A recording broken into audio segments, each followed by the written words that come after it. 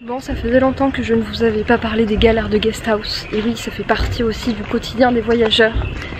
Là, Angèle et André nous avaient conseillé une super guest house à Luang Prabang où on vient d'arriver. Elle était pleine. Et donc là, on cherche désespérément une autre guest house qui ne soit pas trop chère, qui soit sympathique, pas trop mal placée. Et il fait une chaleur mais suffocante.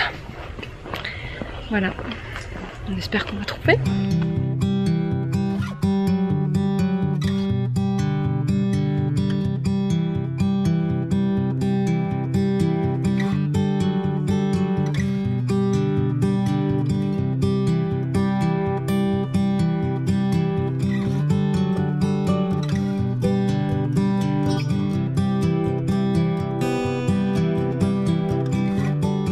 On a peut-être trouvé une guest house pas mal, mais ça fait 10 minutes qu'on attend à l'accueil et il n'y a personne.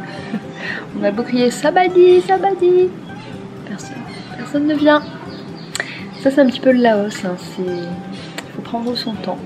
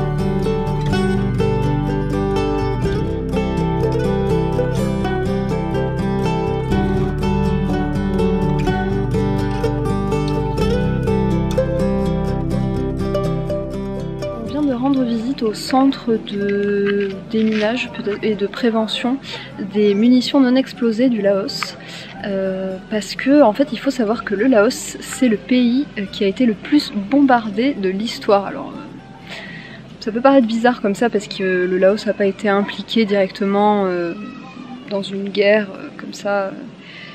Mais en fait, le Laos avait le désavantage de se trouver à côté du Vietnam pendant la guerre du Vietnam. Et en fait, il y avait une route au Laos qui servait à joindre le Vietnam du Sud et le Vietnam du Nord. Et en fait, les Américains ont sauvagement bombardé notamment cette zone et la zone où on est à Luang Prabang, enfin toute la région de Luang Prabang. Et donc il y a eu des milliers de bombardements, des millions peut-être de munitions lancées au sol, et en fait il faut savoir que 30% de ces munitions, donc en fait c'est des espèces de boules à peu près grosses comme ça qui tombent du ciel, et 30% de toutes celles qui sont tombées du ciel au moment des bombardements n'ont pas explosé. Donc en fait elles sont encore aujourd'hui dans le sol au Laos, et en fait ça pose de graves problèmes encore aujourd'hui parce que ces mines, elles ressortent encore aujourd'hui, c'est-à-dire que y a pas mal de paysans et notamment des enfants qu'on envoie récupérer le métal dans le sol, donc ils ont des détecteurs de métaux pour le vendre et ramener un petit peu de sous à la maison, et en fait il y a souvent des accidents à cause de ça, donc en fait ils tombent sur une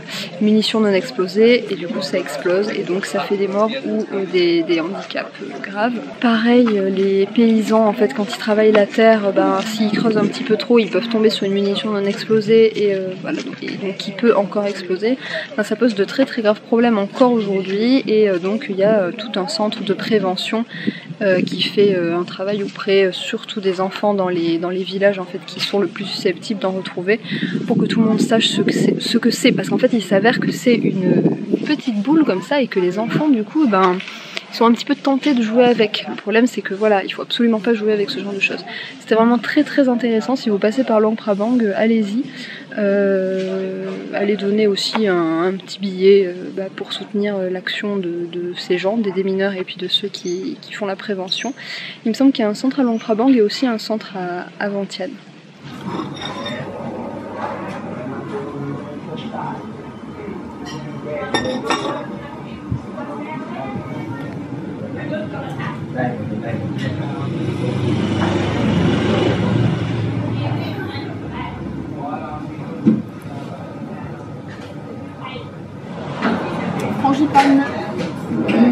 laotienne. Alors tu l'as trouvé comment? Ça va. Je dirais pas qu'elle est excellente. Je dirais pas qu'elle est excellente. Mais elle est bonne. Parce que les Laos, avec un petit peu la mainmise de la France avec l'Indochine, de savoir-faire, du pain, de la pâte feuilletée, des pâtisseries, ils font très très bon.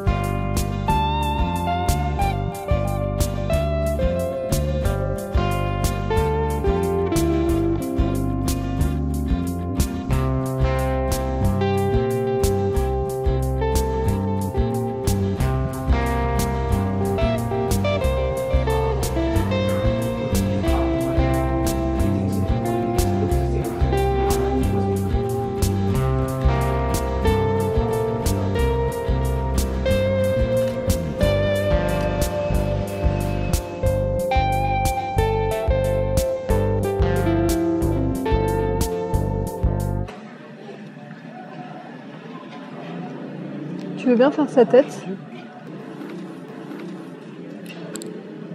Ouais, c'est pas mal. Tu veux pas te mettre à côté?